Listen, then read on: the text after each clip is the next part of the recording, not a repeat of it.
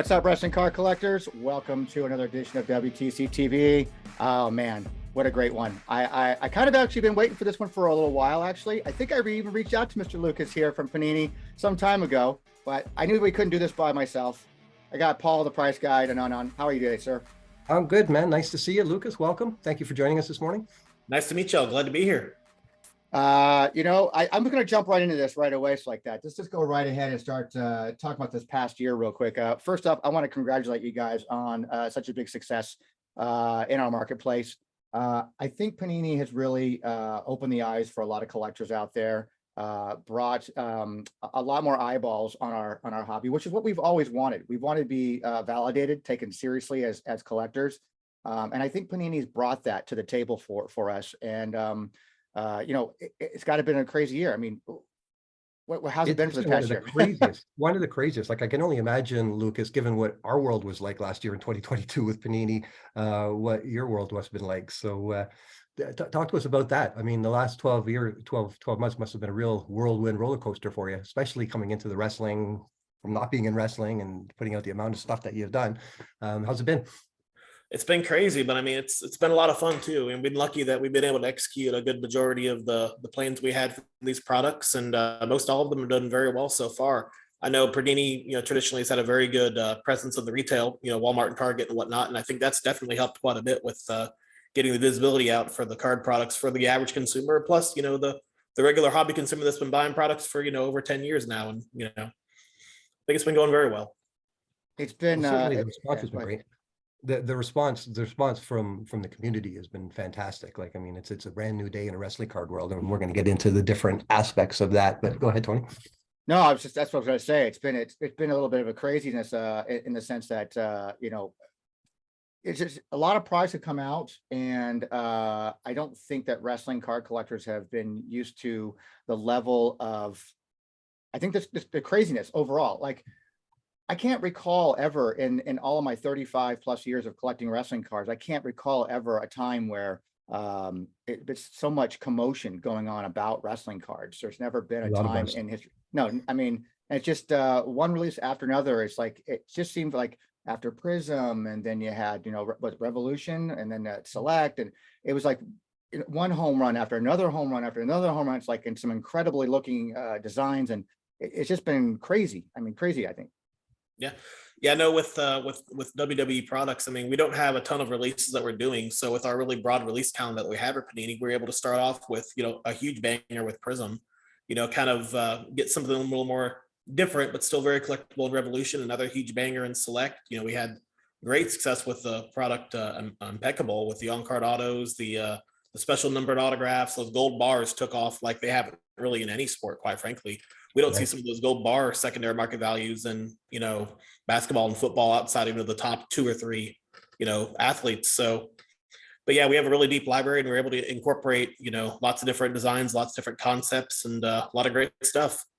We just mentioned something that was sort of on the top of my list to talk about, and that's secondary market prices. And you obviously, that is something that you're aware of. And I was going to ask more specifically, do you follow the secondary market in great detail, whether it be you or someone within the company, and also at the retail level when the boxes come out? Like, you guys made a huge statement with Prism being that your first release, and you guys watch the sort of trending up, trending down, and then to your point on the impeccable goals, do you watch those and see where they go? Because we do that every month. We sort of highlight the top sort of sales. Obviously, Panini dominated last year. Is that something that you guys do often? Well, definitely. I mean, when it comes to us, I mean, if we don't know what we're putting out is doing well or not doing well, and how are we going to be able to, improve in the next year and whatnot, especially with tracking certain superstars, see how they're selling, making sure that we're getting our value on our cost per auto, making sure that, if we make, let's say, we make X number of blasters, we put them out on the market for a product, making sure that it holds that secondary market value as well. We got to keep track of all that and make sure that we're putting out the best product for the collectors. It's refreshing to hear, because Tony and I often talk about how, not Panini specifically, but some of the manufacturers, once it's out your door, you don't care. Your job is to print the stuff, get paid for it, and then move on to the next release. But it's good to hear that you guys are sort of coming into our world of looking at pricing and trying to analyze and seeing what's what. I guess that helps make the next release more effective, right? Certainly. One thing that I've always said from day one is I don't want anyone to ever buy a box of product that we work on open it, see what they get, and say, this is so terrible, I will never buy a product from them again. Because that's how you lose customers. Right. So Yeah. it's just interesting. You guys really do check out the markets like that. I mean, over the past decade or so, you guys have acquired a number of new brands, and that have a lot of loyal collectors, usually with exceptionally high expectations. Based on how things have gone over the boom, brand teams have ultimately shown that success was possible to an nth degree, despite this. Was there any similar pressure coming into the market, given your experience with launching UFC in 2021? Was there a playbook in place? I mean, how did you guys approach it? I wouldn't say pressure per se. There definitely was kind of a playbook put out with UFC because, WWE wrestling collectibles in general, it's not as big on trading on a national level for trading cards as, the NBA, the NFL, and things like that. So it was kind of comparable to the UFC products, but obviously WWE does have a bit more of a collector base. But I kind of took the initially when we worked on the UFC stuff, I kind of took the basketball blueprint for a lot of those products. And then when WWE came out, I kind of took that UFC blueprint and incorporated that into the WWE products. And if we acquire any more licenses down the road, if it ain't broke, don't fix it. Yeah, obviously we got to tailor it to the particular collectors. There's some things that basketball collectors love that WWE collectors aren't nearly as fond of. For example, like silver prisms. They get these crazy secondary values in basketball for the top rookies. We didn't see that quite as much in WWE, but at the same time, they still carry good value and they're a good hit to have. So we definitely keep with all that. So that strategy, that strategy you adopted, is that strategy adopted? Is that something that you're saying it works for you? Looking what you've done in other sports and then sort of importing them over to wrestling, is that going to be the case going forward, Lucas? Is that the way you intend it to carry on for the bulk of the time you have the license? Definitely. I mean, like I said, we got that really deep brand catalog. So something that's really working in other sports that we think we can translate over to the WWE market, we'll definitely look into doing that and see how we can execute it. You mentioned about rookies like that. I mean, it's been pretty clear that Panini's put a big focus on rookies content for the entire calendar year, basically. What's been your take on the way the collecting market has reacted to content from these brands, new superstars like Braun Breaker and Roxanne Perez, like that? I think they've taken very well. I know just from tracking the WWE market beforehand, I know oftentimes the male superstars would sell as well as the female superstars, but at the same time, when you have someone like a Braun Breaker who, his first time on NXT TV, I think 90% of the people watching said that guy's money right there, Yeah. So I mean, people spec just like in any traditional sport. People spec on potential and they look and see what they think they can, what they think they want to collect and what they think they can get value out of.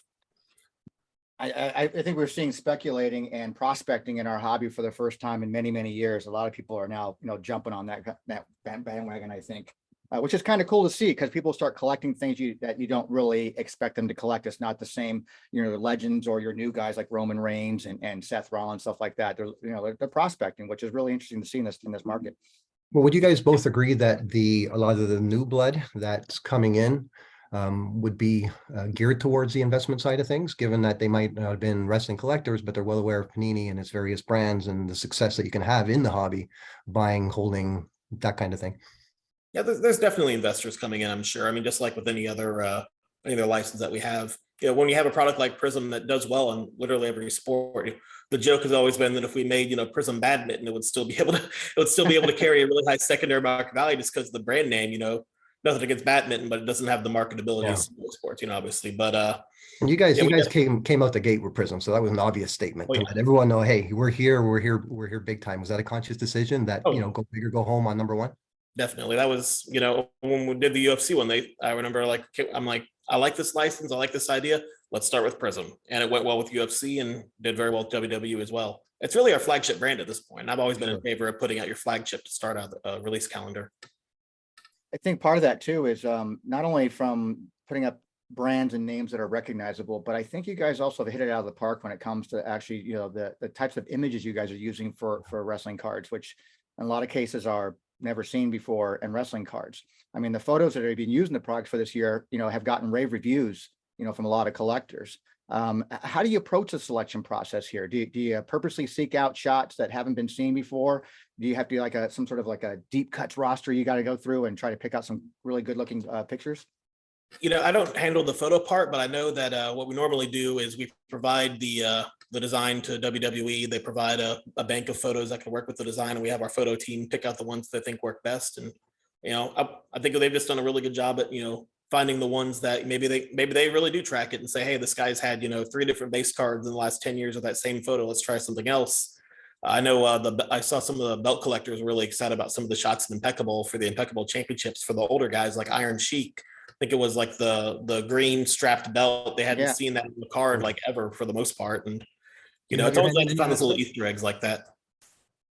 I'm always curious. You I'm have curious any about collection? stuff like that because, like, I know we've talked about it before amongst some of us collectors out there that, like for DX, for example, we never see any classic vintage DX stuff. Like it's always newer DX stuff. Like, I'm kind of wondering why that is. Like, I wonder if it's because WWE just doesn't provide you with those images, or there's some sort of like ban, like we don't want to have that era being represented on a card kind of thing. And I think a lot of collectors would Jones for that.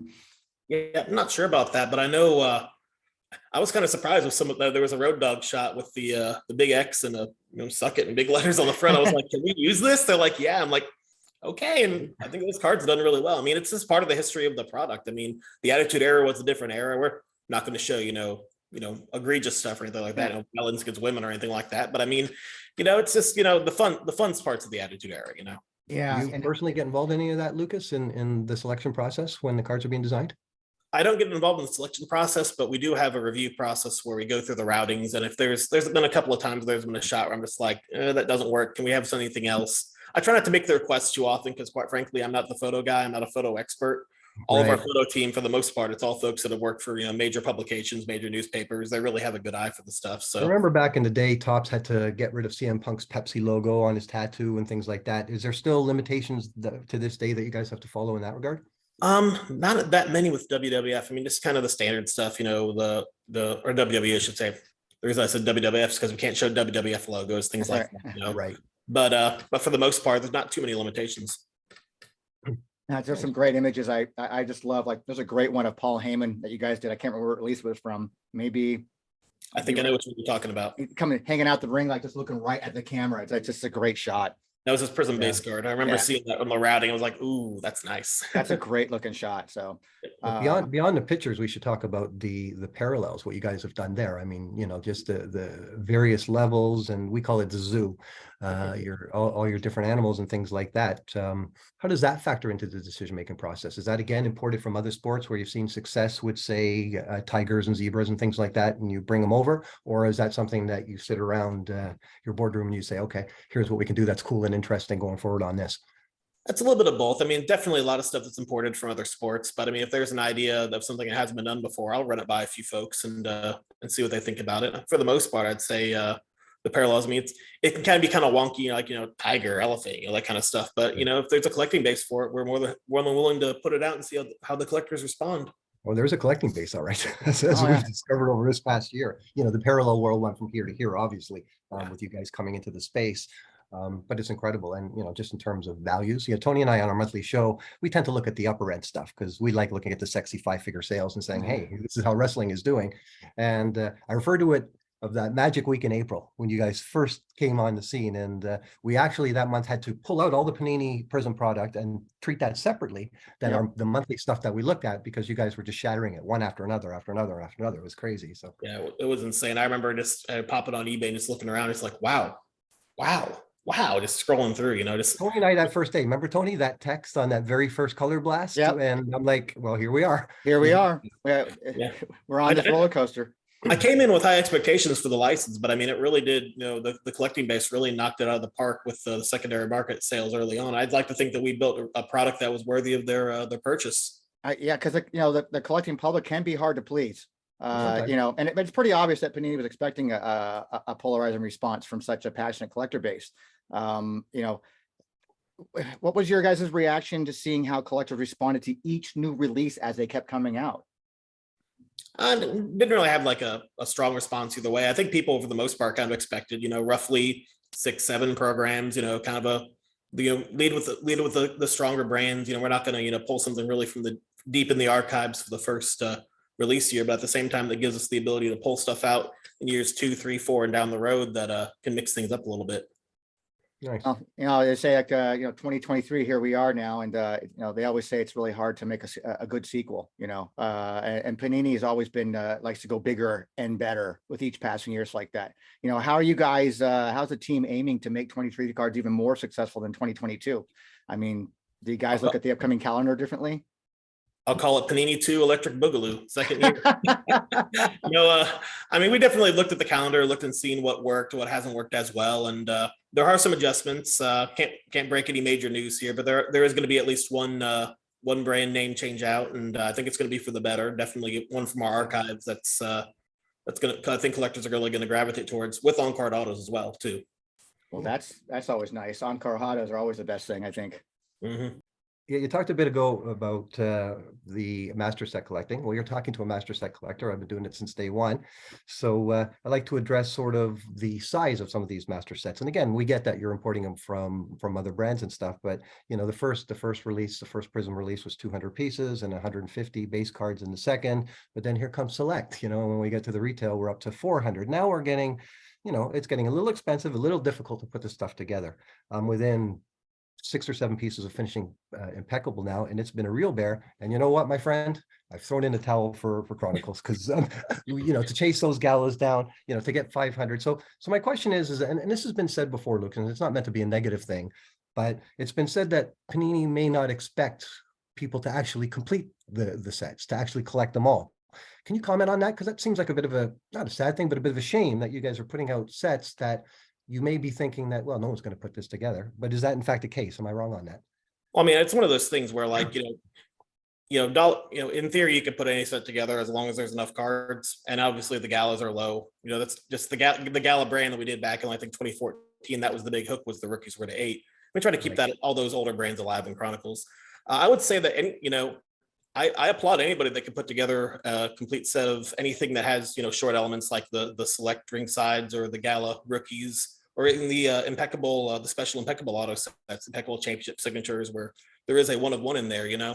It's everybody collects different ways, and we try to cater as many collectors as we can. And we definitely have brands that have a very level base set, just like Prism, just like Revolution, just like NXT, out of 99 for everything in impeccable. I believe everything's out of 99 or so, I think, for the base level in immaculate down the road. So we try to cater to as many collectors as we can. Obviously, there's going to be the high-end collectors that are just going for those big booms. There's going to be other collectors that really want to put together a set and put it in 9-page binder, But there's no conscious decision to sort of leave anybody out, to discriminate against the master connect. I understand it's just worked out that way due to the nature of the product. Yeah, I mean, if we were leaving out collectors, that'd be a bad business. That'd be a bad business plan, And do you follow some of the collectors in our hobby? Are you aware of some of the bigger names in our hobby and what we collect and how we go about it? Especially we people that are spending, I might have spent 5 figures on your product last year. It was expensive, I'm scared for this year. I don't post much on social media, but I follow, lots of people on Twitter. I very rarely don't follow back folks that want to engage and whatnot. Part of a couple little wrestling card collector groups here and there, but like I said, don't really post much. I don't really want to be seen as like the a big presence. I'm not more of a private guy, but I do keep my eye out there and there you're watching. That's good to know. It's good. It's encouraging for us to know that your eyes are on what we do, because we as a group have made great strides in the last couple of years. Tony, myself, and a few others sort of working behind the scenes to bring us to the national, to do these kinds of shows. There's a bunch of different videos now, and this didn't exist, Lucas, like 3-4 years ago. There was a sort of concentrated sort of gelling the hobby together. So it's nice to know that someone like you is available to us to talk at any time, but also that like you say, that you're looking in on us and you're aware of what's going on. Certainly, yeah. I mean, we want to feel good about buying this stuff, I've loved wrestling cards, been a wrestling fan since I was a kid. So despite myself, I go after every master set, but it's been a challenge to say the least. And I've been grumbly about it, mostly because of the financial end of it. But at the end of the day, one of my favorite days of last year is when I laid out all 400 select and I took that one picture and I said, okay, this almost made it worth it. But I mean, that is a huge accomplishment, though. I mean, that's, something you got to, pat yourself on the back for. I mean, it's not easy to put together a set with like SPs and stuff like that. Just imagine, if somebody tries to put together like a heritage baseball set with every, super SP level, variation and whatnot. We have a Yeah. few personal collectors in our hobby, and we determine it's probably about 75% of our market is personal collecting, and the rest is sort of split between master collectors like myself, the vintage guys, and guys that just buy gold shiny in general. And I think our personal collectors have been really chewing up the product. You know, our main guys that focus in on specific performers, you see them posting, you know, the latest Panini all the time. So I think the market is very, very good across the board for your product within the different lanes, as we call them, or segments of collectors. Yeah, it's just- Definitely. Yeah. Go ahead. for me, it was like, you know, I was always a set collector, you know, back in the day myself, but you know, now I've become, I have Dexter Loomis as my PC now. That's who I just collect. So It's funny because I was actually about to say earlier, like, yeah, there's a guy that posts these Dexter Loomis cards all the time, you know, and it turns out it's you, but I do keep an eye on that stuff, you know. You got your favorite person, you know. I don't really, you know, I don't buy a ton of product per se, but I mean, if I were to collect a guy, I'll always love Tommaso Ciampa. You know, he There you has a go. really believable style when he's in the ring, and he's got a really unique look. So, Are you a wrestling card collector, Lucas? Like, do you have a little collection of your own? I have a little collection, nothing too crazy. Just, you know, buy a box here and there over the years. nice, But, nice. I've been following the product on and off. I mean, I had a pretty big gap there where I wasn't following when I was younger, but since like 2014, I mean, people joke that I'm the wrestling scholar. I mean, I've basically seen every documentary on the WWE network. Well, At it's least once. refreshing. It's refreshing for us to know that the dude behind Panini and all the cards is one of us. Yeah. I mean, it's no coincidence that there's so many legends in the products, and you're going to see more coming down the pipe as well. So you're talking about you had actually had some upcoming legends possibly coming. It's like anybody you can tease to us about who we haven't seen that might be coming back into the products, maybe? So I will say that's not like any massive names. You know, we're not getting any, you know, like I said, massive names, but more of like the fun guys. You know, these aren't going to be folks that are going to be in like every release per se, but you know, Attitude Era guys who were, you know, people that I grew up watching, because you know my wheelhouse was like 99 to 03 was roughly when I was most active, and there's also some guys before that I remember watching, you know, going back and watching old VHSs back in the day. But definitely some feel good hits, and you know, some stuff that people are going to look at and be like, I remember him, and some people that might surprise folks with the secondary market values as well, I would think. I want to see an Iron Mike Sharp card. That's what I want to see. Canada's greatest athlete. That's what I want to see. You know, 2022 by far was a huge success for Panini when it came to WWE. I know there could be some good, bad, or indifferent, you know, comments about like things became too expensive or this, that, and the other side. But all in all, it was good for the hobby. It was great for our hobby. It was a huge success, big reaction. You know, wrestling is all about moments. We always know that it's all about moments. Is there a moment in the year of 2022 for Panini? Moment of the year, probably what you're talking about in April when Prism first came out, and we just started seeing just the trajectory that brand had, and just how excited people were for the product. You know, being able to pull, you know, top names out of the product, you know, really hitting it off the bat, you know, well early. The photography being as great as it was, and yeah, I mean, that was I like to call that my warm fuzzy feeling day, when I'm just sitting there, just scrolling through eBay, just with a big smile on my face, looking at, you know, because I mean, I take pride in what I do, and I think everyone at Panini really takes pride in what we do. And when things go well, I really, you know, really feel great about it. And when a product doesn't do well, it's, you know, it's a kick in the gut for sure. I'll tell you one thing. Oh, go ahead. So I was just going to say that it shows that you guys put that kind of thought and dedication, because the first three sets, you know, there was never, with the guys that used to have the license, 3 in a row, like a Prism Resolution, Select. Yeah. And Select might have been the most popular amongst Wii collectors. It was really, really well received because the price points were good, the stuffing was good, the collation was good, like everything about it was good. And there wasn't any sort of variance in the box prices off the top like we saw with Prism. But again, we're right out the gate, so we should have expected a little bit of adjustment. But again, we started this conversation by saying congratulations, but you guys, you know, really knocked it out of the park. Not just insofar as the success of the product, but the look of the product. I mean, I've got 32,000 pieces of wrestling cards here, and I can honestly pull out the Panini binder and say, you know, very little compares to this quality wise. It was just so well done. I appreciate it. Yeah, I mean, we really do take pride in the sets we put out, and you know, always looking to improve them even more as much as we can. I'm not a parallel guy. I just buy base sets and inserts, but those white sparkle prisms. If I was a parallel guy, everybody loves the white sparkles. I mean, unbelievably they're short and they're cards. pretty. I really missed out on that Dexter Loomis one that went on sale. One of one guy put it up starting at 99 cents, and I missed out on it, and I'm like, now I'm never going to get it. I'm so just Never, It never, might come up never say again. never. That's Never right. Never say never. That's true. But you know, one of my favorite things from the year was the Revolution set. I mean, Select is Select. That's probably one of the most beautiful card set designs I've ever seen for wrestling card. I love it. But for me, going after the rainbow of the Dexter Loomis stuff from Revolution was so much fun, and it took forever. For me, it felt like forever. I think it went 6-7 months before I actually even seen a Galactic hit the markets like that. And when it hit, there was no way in hell that was going to go out of my grasp. And so I Yeah, nailed you're it. Definitely. And you know, Galactics, they're not. It's just for me, my own curiosity. You know, as a founder and owner of WTC, and I'm hoping that you probably at least use our website once or twice over your life. You know, it became difficult sometimes to we like to put numbers to things oftentimes, so collectors kind of know what's out there. Galactics have no numbers; they're not numbered. I mean, on average, you know, what's that kind of stuff go across the production run? Like, I mean, how many of those exist?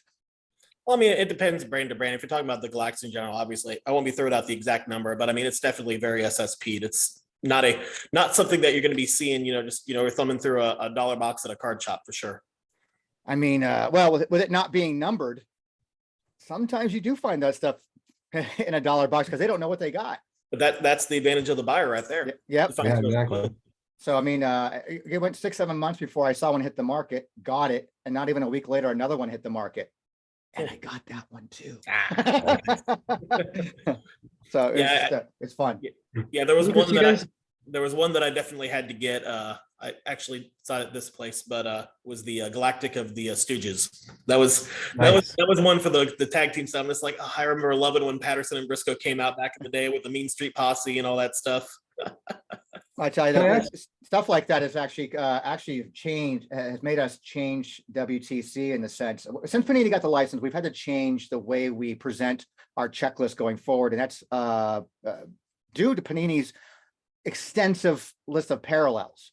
And we used to be very thorough to the point where we would list every single card. If it had 4 levels of parallels, it'd be a checklist of 4 checklists on the same page of those parallels so people can accurately do check that them now. off.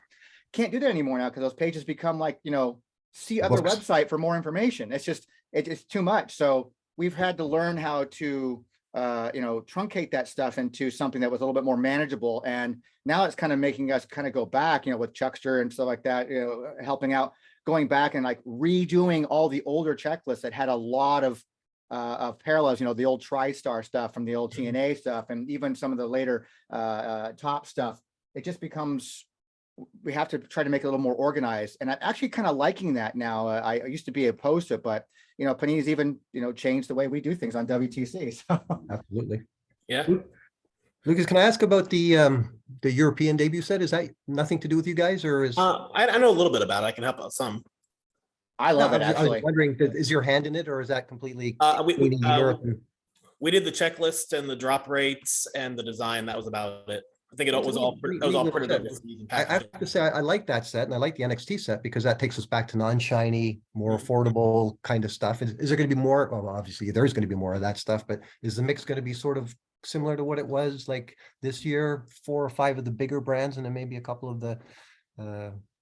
Yeah, I think going forward, yeah, you're going to have, you know, 4 or 5 bigger brands. You're going to have a couple of more collector friendly brands, more entry level brands. I know personally, I love the NXT set. I thought that was one of the best. Me too. You know, overall fun opens. I always joke it's the tonnage set because you just get a lot of stuff for not a lot of money, and it just kind of, it's fun to me, you know. And also I was able to buy the set for less than what I paid for a lot of individual impeccable pieces. Yeah, I mean, it's to give you an idea, it's quite a difference in scope, you know. Yeah, and I think like 51 or 52 of the 100 cards, and there are rookies as well. So that's great. You know, that was something that I think a lot of people really, you know, kind of glossed over that set initially. But I think there's, you know, on card autos. There's, you know, there's obviously the what's called the NXT Legends, or all the top names in the business today. Home subset was popular as well. Yeah, I like those a lot. They were kind of a refreshing change from the work, if you will, of putting together Revolution and Prism and Select. And then when the NXT set came out and the European set came out, I'm like, wow, I can buy this in one go. You know, old school. You know what I mean? Old school, yeah, definitely. Yeah. Yeah, I don't know how. I assume we'll be doing the European set down the road. I think it's done pretty well. You know, the people that have gotten their hands on it, I know domestically have enjoyed it for sure. I really enjoy that set. I was just I'm one of three managers that represents Kurt Angle, and I was over there with him in December, doing a convention for Wales Comic Con. And so on my return flight home, I'm at the general store at the airport in London, and I just happened to see that sitting on the counter there, and I go, oh, I'm gonna have to get some packs while I'm here. I mean, I'm pretty full in my backpack right now, but I'm gonna find some room for this. And then I went to another store and I found the binder for it and more packs. I'm like, oh, and I still had all this, pounds that I had to spend, and like I ended up going home with like $100 in UK money. So I said, you know what? That stuff was really affordable too. Like it was a good price point. And for me, opening a store here in the States, I really want to get more kids involved in the WWE product, but packs can be very expensive. And while I still believe that, well, they're used to paying, big money for Pokemon and Yu-Gi-Oh and stuff like that, and Magic and stuff like that, so it shouldn't be a big thing. I still want to be affordable, and I thought that was a good base. That's what it is, the base set, a base set to get kids into. So I've got a bunch of that stuff coming to the store here in the next couple of weeks that I'm hoping to put out on the floor for, for kids to kind of purchase at, at $2 a pack. I can't see that going wrong, Yeah, definitely. I know the LCS that I went to growing up, they had a deal where if you came in with a report card as a kid and you had at least all A's and B's, you got a free grab bag with like a, I think it was like guaranteed like $20 or $25 in like book value or whatnot, and you got to pick the sport. So I've always been big into getting kids in the hobby and getting kids, engaged in trading cards. I love that. When we were at the National this year, Tony will tell you a funny story, because we talked about the hobby being for kids. We were walking down an aisle and there was this little kid pulling out these wads of bills, and then one of them was 100. And I looked at the mother and I said, I never saw $100 bill till I was like 15 years old. This kid must have been 7 or 8. Yeah. So your thoughts on that is that it's obviously become very expensive to buy the upper red stuff, and we don't expect kids to get into that as much. So it's good that we have these secondary sets that are a little more affordable. But it is important, I think, too, that the hobby just doesn't become for us old guys that have a few bucks to line a wall. But is that a conscious thought process from a manufacturer? Like, we need to make a product line that can be more appealing to people with a less budget. I mean, is that an actual thought process, or we put out our stuff because we just put out great stuff? No, it definitely is a thought process. I mean, it's one of those things, like we said, you try to engage the entire collecting community, all range of collectors. If you start shutting out the high end, you start shutting out the low end or the middle end, you're going to start, losing business. And I'd say, with what we've done so far, what we plan on doing in the future, we're going to keep making sets for, all the way down to a couple of or $1 or $2 a pack, all the way up to, crazy high end stuff. I'm interested in seeing some of these unique to WWE brand stuff that was first announced when you guys picked up the license, which, in addition to obviously your Prism and Selects and Impeccable, there was going to be some kind of unique brands coming out for WWE. Is that stuff still slated for 2023? I mean, technically the NXT one was unique for WWE, but I would say 2023, I'll probably have at least one. I probably have one, I would say. Nice. Yeah, but again, with the library that we have of brands, it's kind of hard to put aside, that next level, strong brand that we could introduce into the category for something that we're not really sure if it's going to hit or not. So you think it's a balancing act. Do you think some of these Chronicle brands might get broken out further down the way? It's possible we could break one of those off into a regular brand, or at the same time, we could always truncate Chronicles a little more based on what we've heard from feedback from collectors saying that, it's too many parallels or not too many parallels, too many base sets and too many base cards for the master set too. Yeah, I would have preferred if you'd done each one as a traditional insert set, because there's so many of them. But then when you started numbering one right through to 500, what you're basically saying to the master guys is, you're not getting all 500 of them. So it is kind of, I appreciate the fact that that's at least being discussed or thought about.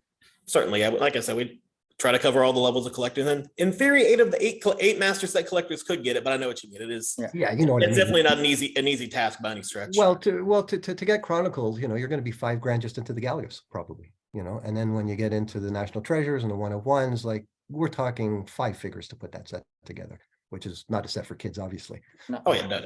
And I the people personally, spending that like money are Chronicles. buying the high-end cards, not buying the sets like B. Like if someone's going to spend that kind of money, they're going to buy the gold Prism or the black whatever. That market seems to be very strong, and that's what the upper end of your product seems to be, from my observation, is these collectors that are trying to get the pieces that are going to hold value. I like Chronicles. I thought it's a nice little, best of all your different brandings like that. Now, I think it's a great idea to take a bunch of There's a lot brands of that taste. don't actually maybe not quite as do as well on its own per se, but you put them all together.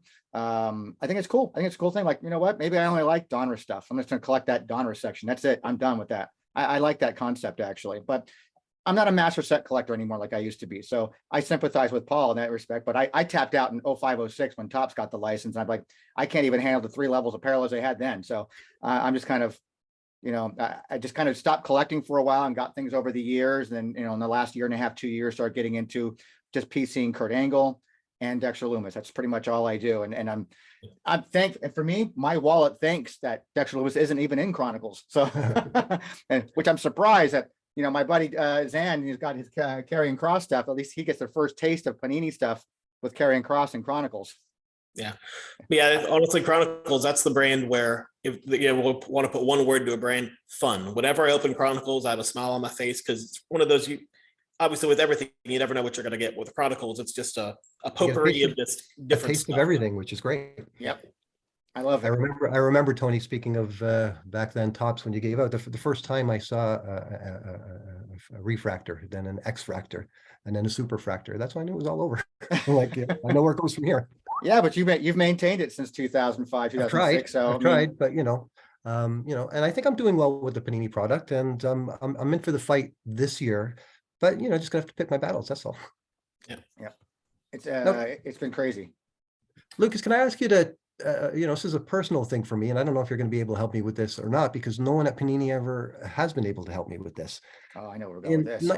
In 1995, Panini put out a test set of cards, not stickers, in Europe. We believe in Italy. And it's just called 95 Panini. I have the only complete set known in the hobby, and I'm aware of a couple of other people that have pieces. And I've tried for years now, and I have to give credit to a dear friend of ours, Anthony Havlovic, Husker Hav, who has his own retail wrestling. He was the first guy, and then I sort of jumped on him. And we've been sort of hyping them since then, but nobody seems to know anything about these things, including Panini. I've reached out to Panini Europe, I've reached out to you guys, and nobody seems to know anything about it.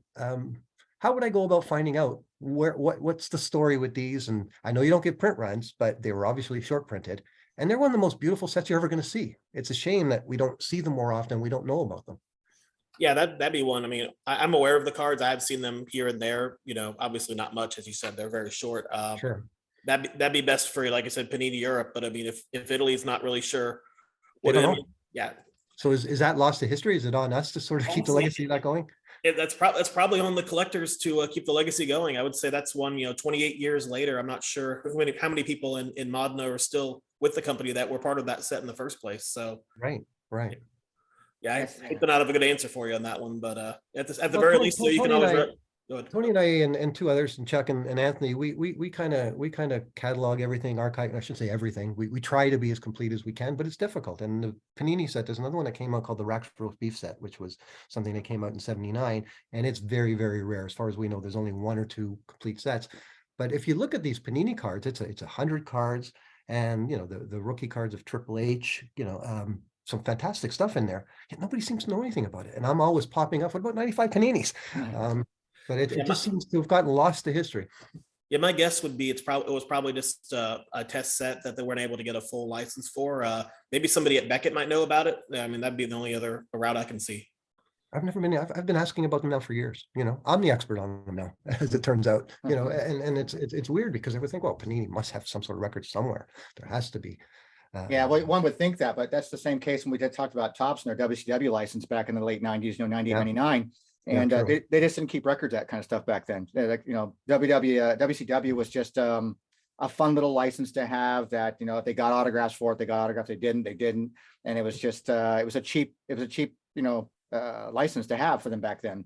And they never kept any records of that kind of stuff. So there's no print runs, there's no records of any of that stuff. So, you know, it's us collectors that have to continue to keep, you know, researching this stuff. And as things come out, we've discovered things. That's why it's so important to have WTC and the price guide sites, because you know, when we're long gone and people are going to have to figure out where this stuff came from, and you know, where did it come from, and print runs, and I want to know more about it, kind of stuff, and who's going to keep this information. So the mystery continues, sir. The mystery continues.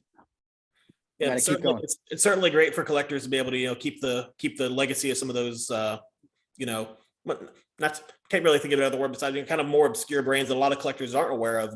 Keep the word out and keep the legacy going on. And there's so much of it too, everything from like, your traditional releases that you guys put out, all the way to like food issued stuff to, magazine stuff. I mean, there's just such an amazing lot of so many cards out there that, we've talked about this before many times, where it's like every time we think we know something about a particular set or release or a year, Find something else. something else just comes out of the woodworks. Sometimes it's, these, what we call bootlegs things. Sometimes they're like, these regional things that probably had no real rights to produce them like that, but they exist. So we just archive them, and we have to put them out there. Like, this is an official release, or this was an official release in India. We just got to get it out there. And it's just, the world's much smaller now with the internet. So it's just, hopefully we can use it to our advantage to continue to keep finding the information we need about these cards, because there's a lot of history there. And you guys are just continuing to keep doing it, Yeah, So definitely much- a lot of history. I mean, from my time working on basketball, I mean, my coworker of mine, Keith, he can tell you for hours and hours about Cons Wiener cards and Bread for Life and all these various, regional inserts and stuff that there's not a lot of information on. It's like, the Icy Bear cards and things like that. It's a crazy collecting world, I'll tell you that. So we asked you earlier, so like that you do collect yourself. When it comes to and wrestling, it's like that. Like, when did you start collecting wrestling cards? To be honest, wrestling card, I think the first box I was new to the party, and the first box I probably bought was in like 2018 or 2019. But I mean, even during my time when I wasn't watching wrestling from like 03 to like 2014, I'd keep an eye on every once in a while. When I found out that the streak was a thing with the Undertaker, I was like, oh, that's kind of cool. I wonder how long that will last. And Yeah. I think the first event I watched when I came back was WrestleMania 30 when it ended. So I mean, but yeah, it's for cards. I mean, when you're around the cards all the time, I love trading cards. I've been collecting since I was 8 years old. But when you're around the cards all the time, it's like I don't really collect a lot of the stuff I make, even though I make it and I really love it. It's like, you go to work and you see it all the time, it's, my desk is my desk has a lot of cards on it for sure. So I get to enjoy them at work. That's for sure. It's kind of it's kind of reason why I really, well, besides the fact that I just couldn't afford to keep up with the parallels back even when Topps was doing stuff, and then became a player collector. My collection exists online. It's right there on WTC, because that website was designed based on my personal collection at the time, and then just archiving everything. And then you come across, you meet a Paul and you meet a Chuckster. It's like that. My collections kind of just exist through the our websites like that. So it's just not as important to me to have them physically in hand. Some things, yes. I mean, obviously, I as a player collector, but yeah, I kind of feel you on that, where you're around them all the time. So that, maybe you don't collect as much as people think you might. Yeah. But to be honest, though, I'm still always down to buy a random box here and there, and you never know what you're going to find. Some of the most fun times I've had are just opening a product, and especially if it's a retail product, something we're not really expecting, something huge, and you're like, oh my god, Yeah. you get that little handshake when you're seeing it. Yeah. I mean, everything I've opened, I kept. So I mean, I've got literally tonnage of 80s baseball base cards and 91 Fleer base cards and whatnot. But I mean, I'm not going to get rid of any of my stuff because it's a part of my history too. Yeah. It's all fun. Like it's hard to explain to someone who's never either been into cards before or ever opened a box or a pack before. It's just something fun and just like thrilling about what's in this, and just opening up and then discovering something cool, especially with wrestling cards, because wrestling cards, more than anything else, we've talked about it before, which is it's the nostalgia. It's just takes you back. Every one of your guys' cards, like I see the images you guys have chosen for some of your cards, and they take you right back to a particular era, especially your legend stuff. Especially for me, the legend stuff. You remember those matches. You remember that time frame. You remember what was going on. Like, it just takes you beyond even the match. It takes me back to being at that age, and then what was going on in my life at that age. And it's just, that's like what's so fun. like a good record, it brings you back. 100%. It ties you to a time. That's why I love the images that Panini has picked for a lot of their cards, even for new stuff. And I don't watch new product, surprisingly, because I don't have regular TV, but I watch things on social media, so I have an idea. But you see some of the images you guys have picked, which is why I also like your guys' instant stuff. It's really cool. You pick a moment and put it on a trading card, and it captures that moment and forever. And it's just a nice piece to remember something very, very nostalgic. Definitely. Yeah. That's when we're with collecting. It's always nostalgia for me because it brings back to me at 8 years old and opening product with my dad and, having a good time with my random 96 baseball cards. That's great to hear, because from my perspective, I appreciate that you're one of us. You know what I mean? You're not a suit just looking at, the bottom line or looking at statements. You understand sort of what goes into the hobby, what's involved, and sort of the mentality of a collector, at all different levels. So that's great. And it seems to me just through this conversation that you're really enjoying this gig, that this is a great opportunity for you. There is nothing I would rather do than get up and make trading cards. And Awesome. to be honest, I don't even own a suit, so that's perfect. Yeah, like we talk trading cards every day. We talk wrestling cards, Tony, I, and a handful of us, and we're behind the scenes doing something or other, whether it be these shows or planning for the national or whatever we're into. We're planning our own custom set of collectors now.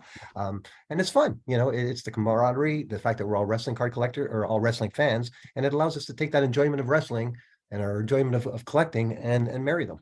So it's great. It's great to see that you're of that sort of mindset, and that's your approach, that you're got the collector in mind, and you being one yourself, you know how to exist in the hobby in a positive way, which is of that notion right there, Paul, and before we actually wrap this up, speaking of collectors, and since Panini has a lot of different licenses over the years in all different genres, sports, non-sports, things like that, how would you perceive the wrestling card community being different than other communities? We seem to think that, for those who do other sports and also dabble in wrestling, they say there's no other community quite like the wrestling trading card community. How do you see that? I mean, in all your years? I would say the wrestling card community to me feels a lot more like how a lot of the more mainstream card communities were 20 years ago.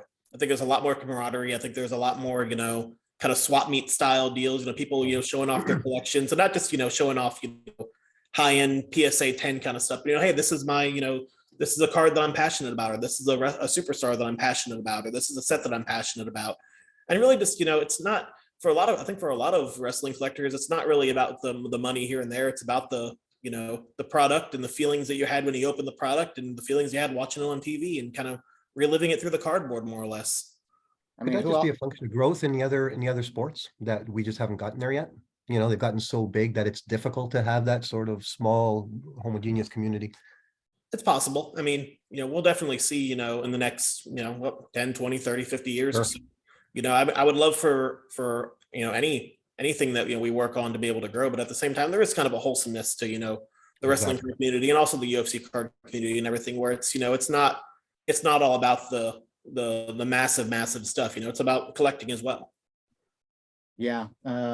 Who the hell talks about Dexter Loomis cards? I will never stop laughing every time I see the clip of him stuck halfway under the ring when Miz was coming down the cage. Yes, and just coming out.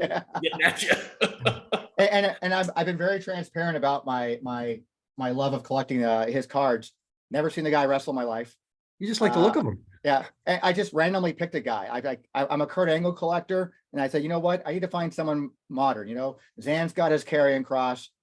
I figured I just randomly picked, Loomis, and here I am, and I'm having a lot of fun doing it.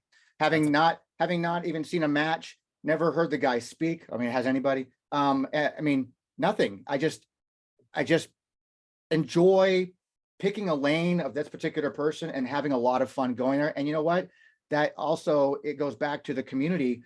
People have recognized that, hey, Tony collects Loomis. I pulled a Loomis card. He's the kind of guy you should reach out to and go give it and see if it's about him, so like that, make a deal with him. So it's nice to be appreciated like that. And you just don't kind of get that in other communities, I think. Even in the non-sport world, I've done so much non-sports over the last 20 years. I don't even see that kind of camaraderie between the non-sport collectors too. Just something unique and different about wrestling card collectors. We do our bit to try and keep it real amongst ourselves, and when there's spats amongst us, we address them and we try and sort of debunk them. And the whole idea is, it's not a perfect world where we all go running down the street holding hands, but as a community, by and large, we do respect each other and we do help each other and we do chat about this stuff. That's why it's really cool. Lucas, again, thank you that you come on and chat with us today, because, you know, a lot of it is conjecture otherwise. We're just guessing what's in the minds of a Panini or an Upper Deck, you know, but now firsthand we can get information from you, and hearing you speak and meeting you today is wonderful. Because I realize, you know, this is a guy I could have a beer with. He's not a guy that's just trying to make a buck off me, because, you know, I spend a lot on wrestling trading cards, you know. So it makes me feel a little bit better to know that the guy that's getting my money or the guy that's repping the company that's getting my money is all right. Yeah. I mean, I appreciate it. I mean, it's one of those things that I always say, collect what you love. And, you know, like you're talking about with Dexter Lumis, finding a lane, you know, I've always wanted to get, you kind of just find like one thing that I just go after, whether it be, you know, master sets or even just a particular person, you know, maybe I'll be more inclined to, you know, go down the road and just kind of find something and really, really go after it. We've always said in this show many times, it's okay to change lanes when you want to. Like if you could get tired of doing something, you know what? I'm not doing that anymore. I'm going this way. I'm going to do just autographs. You know what? I'm done doing that. I'm going to do just relics. I'm a big one. I'm a big one for no rules. You know, they say, well, here are the rookie rules of basketball, so you have to follow that. I'm like, no. We're wrestling. We can't even decide if we're a sport or non-sport yet. So we're, you know, we'll adopt the things we like and we'll reject the things that we don't. You know, yeah. But Panini has been accepted and embraced big time, and it has to do with you guys and the efforts that you've done to bring the brand to the hobby in a successful way, and in a poignant sort of way that makes a difference, which is very cool. You know, you're not just dialing it in, so to speak. Like every time something happens with Panini, it's like, okay, this is going to be something we're going to be talking about.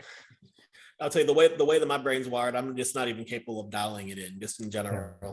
Yes, and people always talk. I always joke. I'm either psychotic or I'm a scholar. But I just, you know, I get passionate about something, you know, with whether it's my job or whatnot. And it shows. I do the best I can, you know. And I think everyone does. It shows in the product. I mean, it's been a huge success, you know. And again, thank you. You know, to you and all your colleagues. Yeah, we're hoping to live up to the expectations and continue being successful for many years to come with these products. I think 2023 is about to say, oh, 2022, really, huh? Hold my beer. Yeah. It'd be fun. So I do appreciate you taking time to chat with us. I've been kind of wanting to do this for quite a while, and I just continue to keep doing what you guys do, because I think it's been very successful. I think you know, people are enjoying it. You know, you're talking to a guy also who I was very anti-parallel. That's what got me out of collecting, and that's all I collect now. That's all I collect are parallels, because I think they're beautiful. I think they're fun. I like the thrill, the chase. It's for me, it's fairly inexpensive way to still kind of be part of the hobby in some degree. And I thank you guys for making the products you put out, because I think it's just been wonderful stuff. I'm still anti-parallel and I'm still anti-grading, and I have nothing but respect for what you guys have done, especially in these first few sets. All right, thanks. I appreciate it, man. We're going to keep doing what we can to keep it up. Awesome. Oh, I like that anybody needs to know, but how can they find you, Paul? How can people find you? I'm right here, guys. Here I am. Paul and Anand, the Wrestling Card Price Guide, mostly on Twitter, although I do pop into Facebook and Instagram every once in a while. It's card_guide, and the Wrestling Card Price Guide is sort of an adjunct site to wrestling trading cards, where we have some sort of rough ideas of prices. We also have the flip throughs, where we have complete real videos of all these actual sets. So if you ever want to see what this stuff looks like, it's all there for you. I'd ask Lucas, but you know, he likes to be incognito. He's behind the scenes kind of guys like that. But I am. But at the same time, if anybody ever has any questions and anything I can do to help, you know, at Lucas Kinser, you know, just don't flood the inbox. But you know, if I can answer a question here and there, more than happy to. Yeah, and for us, it's everything's at wrestlingtradingcards.com. All of our social media accounts can be found at the bottom of every single page. We're constantly growing. We just celebrated 20th anniversary last month for providing checklist information. And that's it, man. If you guys can have any questions, feel free to message us. But I think I'm done, guys. I really am. Yeah. Thanks again, Lucas. It was a real pleasure. Yeah, no problem. I enjoyed it. Thank you, everybody. Until next time, guys. We're out.